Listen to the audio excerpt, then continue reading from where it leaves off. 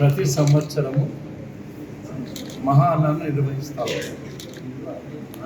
కాకపోతే ఈసారి ఏర్పాటు చేసిన మహానాడుకు చాలా ప్రత్యేకత ఉంది. కారణం ఏమంటే 2024 సంవత్సరంలో ఆంధ్రప్రదేశ్లోని ప్రజలందరూ ఎంతో నమ్మకంతో, విశ్వాసంతో, గౌరవంతో చంద్రబాబు నాయుడు గారికి, కూటమి ప్రభుత్వానికి బ్రహ్మరథం పట్టారు. ఒక విధంగా చెప్పాలంటే నీరాజనం పట్టారు. 170 సీట్లకు 164 సీట్లు ఇచ్చి కని విని ఎరుగని రీతిలో రికార్డు స్థాయిలో భారీ మెజారిటీ, స్ట్రైక్ రేట్ 93% ఇవ్వడం జరిగింది. కాబట్టి ప్రజలంతా చాలా ఉత్సాహంగా ఉన్నారు.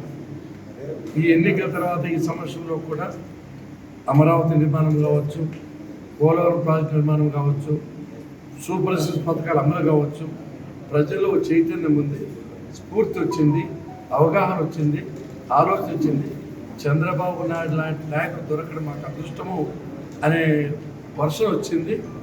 దానికి తోడు కేంద్ర ప్రభుత్వం సహకరిస్తూ ఉంది. మంచి కాలం వచ్చింది కాబట్టి ఈ మహానాడును అద్భుతంగా నిర్వహించాలని చెప్పి నిర్ణయం తీసుకున్నాం.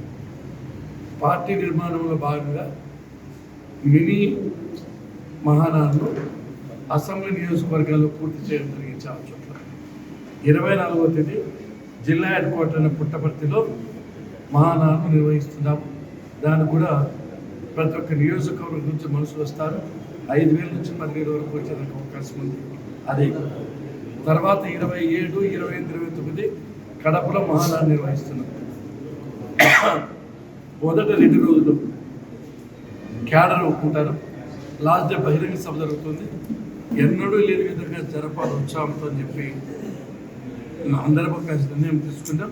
కాబట్టి ప్రతి ఒక్క నియోజకవర్గం నుంచి కోరిక ఒకటే, ఈరోజు మంచి అవకాశం అందరికీ చాలా భారీ ఎత్తున హాజరయ్యి ఈ మహానాడును విజయవంతం చేయాలని చెప్పి మనస్ఫూర్తిగా కోరుకుంటాం. సెలవు తీసుకుంటాం.